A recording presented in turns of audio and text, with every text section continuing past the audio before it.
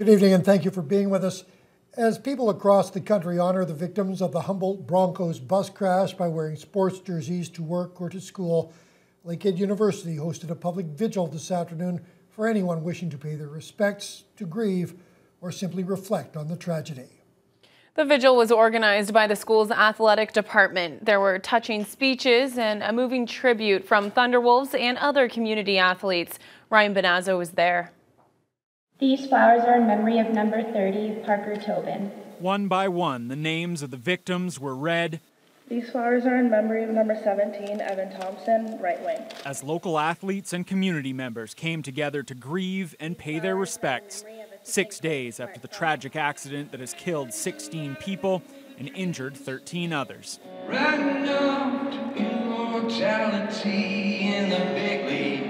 LU Athletic Director Tom Warden appropriately summed up the Humboldt tragedy to the large crowd gathered at the Lakehead University hangar. An unexplainable and unprecedented nightmare of grief and pain. A sentiment that rings particularly true for athletes who've spent the majority of their lives on buses pursuing their dream. I didn't think it was real. I couldn't sleep. I was refreshing Twitter and seeing that so many lives were lost. You really grow up on the bus because of the amount of time you spend there, and you really find out who you are on there. So it's just, for that to happen in that setting is just awful. Hockey's a family, and when one group of people are taken away, it affects everybody. Parents can relate about putting their kids on a bus, and then just generally, it hits pretty hard. This thing hits hard. Some of the players have been personally affected. A great captain, Logan Schatz, and I'd like to put out that I shouldn't be the one putting these down. My roommate and teammate Josh Laframbois was best friends with him, and he's at the funeral as we speak. And one Broncos player, Jackson Joseph, number 13.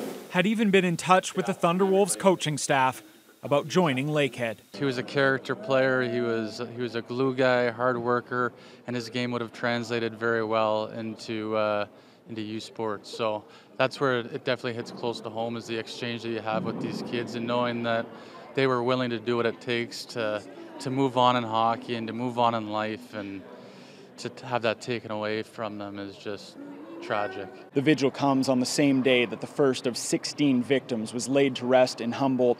The funeral for 29-year-old Tyler Bieber, the Broncos play-by-play announcer, was held today at the team's home arena. Rest in peace. Ryan Benazzo, TBT News. Now, as mentioned, schools throughout the city paid their respects to the Humboldt Broncos as part of a nationwide Jersey Day.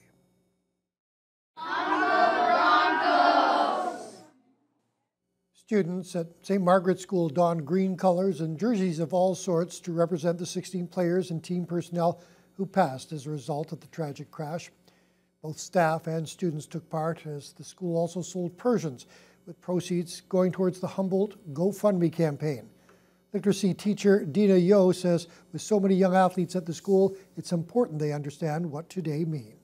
It hits close to home for a lot of families that are in our board. I know that there are a lot of children that travel with soccer or with hockey or other sports, so I think it's very important that the kids understand. It's sad that they got in an accident, and there's been a lot of talk about it, and it's just a really sad thing. It's the most tragic sporting accident in Canada. At City Hall, a book of condolences available until April 18th for the public to sign with words of support for Humboldt. That book, along with ones from the Fort William Gardens and the Port Arthur Arena, will be sent to the mayor of Humboldt. Meantime, the Crown called its first expert witness to the stand today at the murder trial of Benjamin Markey. Markey's accused of killing 60-year-old Wilfred Pott and 50-year-old Anne Chuchmuch in December of 2015. The court heard evidence from the doctor who performed the autopsy on the bodies, which revealed both were dead before they were exposed to the flames that damaged their home. Carlisle Fissette has more from the courthouse. The court heard from a forensic pathologist on trial day 3 who gave expert testimony that both Ann Chuchmuch and Wilfred Pott were dead before they were affected by the house fire at their Brant Street residence. According to Dr. Michael Pickup, he came to that conclusion based on the fact that there was no soot accumulation in either of the body's airways, typical of someone breathing in the presence of smoke. So if the fire didn't kill them, what did? Well, according to Pickup, they both died from blood loss resulting from multiple stab wounds. Chuchmuch alone suffered 47, 12 of which were lethal or potentially lethal. Pickup also said there was an intense smell of gasoline when Chuchmuch's body bag was opened up as they began the autopsy. In fact, there were remnants of a melted jerry can on Chuchmuch's clothing. The court also heard from Constable Jarrett Hay of Thunder Bay Police. He was the second responding officer after Constable Braden Beck. Hay largely corroborated Beck's version of the events on the night in question. However, he said that he could not smell any odors, gasoline or alcohol, on Benjamin Markey throughout his interactions with him, and that included a pat-down. Hay testified that after Markey was processed in the early morning hours of December 28, 2015, he was released at a Tim Hortons unconditionally. The court also heard from a pair of civilian witnesses, both of whom were friends of Pott. One of them, John Zahn, said that the relationship between Pott and Chuchmuch had grown rocky in the weeks leading up to their deaths. Zahn said that he housed Markey from the time he was released until he was arrested, and it was during that time that Markey told Zahn that Pott had instructed Markey to take their dogs for a walk on the night of his death, and it was only when Markey returned with the dogs that he found the house on fire. The Crown is expected to continue calling witnesses Friday morning. Carlisle Fazette, TBT News. A rally was held this afternoon in support of striking workers at the Port Arthur Health Centre. This is the fourth day of picketing at the clinic as the workers press their demands for higher wages and more consistent hours of work. And as Shane Pasquino reports, today's rally drew a large crowd. Solidarity!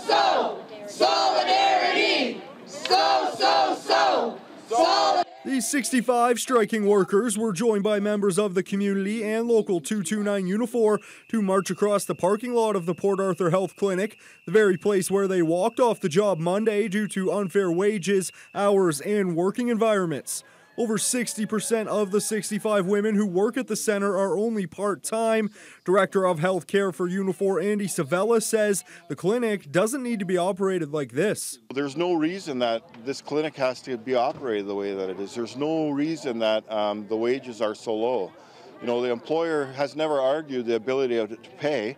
They just have argued that they want to keep costs down so they can make more profit. Right now, the employees' wages are so low that close to 65% of them will see an increase in pay when the minimum wage rises next year. Despite the strike, some patients are still crossing the picket line to go to the clinic. President of Unifor Local 229, Carrie Jefford, says the doctors have allegedly been charging up to $100 to patients who cancel appointments. They didn't want to cross the picket line. They've stated that they called and canceled their appointment, when trying to cancel their appointment, the doctors or whoever's on the line are saying we're going to be charged for missed appointments. You can't cancel that appointment, and some of them have been saying at $100. It's a bullying tactic, and again, trying to keep money coming into the clinic and to the doctor's pockets at the expense of the patients and also the workers. As of now, no progress has been made in the negotiations. The clinic has forced a vote on its final contract offer that will be held on April 27th. Members of Unifor say they're certain that contract offer will be rejected and says once it is, they can get back to the bargaining table. The Port Arthur Health Clinic declined to comment on the matter. Shane Pasquino, TBT News. Thunder Bay Police have now released video related to the early morning armed robbery of a Memorial Avenue hotel Wednesday morning. According to police, a lone male with his face covered and holding an unknown object in his hand entered the Econo Lodge and demanded money from a female employee. The man then fled on foot after receiving some cash. The thief is described as being in his early 20s with a fair complexion, 5'6" tall, and wearing a black jacket and white balaclava. Anyone with information on the robbery is asked to contact city police. New details are emerging on the departure of the dean of the law school at Lakehead University. As we first reported last week, Angelique Eaglewoman resigned her post less than 2 years after she became the first Indigenous dean of a Canadian law school. Efforts at that time to reach Eaglewoman for an explanation failed to garner a response. But now, a Toronto Star article says her departure comes amid claims accusing the university of systemic racism. In the article, Eagle Woman alleges her efforts as dean were thwarted by the university, which systemically sought to minimize her work. She also claims she suffered through a lack of funding, a hostile environment, and negative actions directed at her as an Aboriginal woman. None of the allegations has been proven in court, and university officials have declined comment, citing privacy concerns. Eagle Woman's reign as dean also saw her become the subject of a reverse discrimination claim. It was brought forward by a former employee who alleged she was subjected to bullying and was fired because she was a, quote, young, blonde Caucasian woman. The Human Rights Tribunal told Dougal Media last week that a hearing in that case was pending, but university officials now say a confidential settlement has been reached in the case. Ontario PC leader Doug Ford is doubling down on his threat to get rid of the head of Hydro One. Ford says Mayo Schmidt has to go because of the dramatic increases in hydro rates under his leadership, and says he wouldn't have the power to fire Schmidt himself if elected premier. Ford says he's prepared to fire the entire Hydro One board and replace it with one that will carry out his wishes.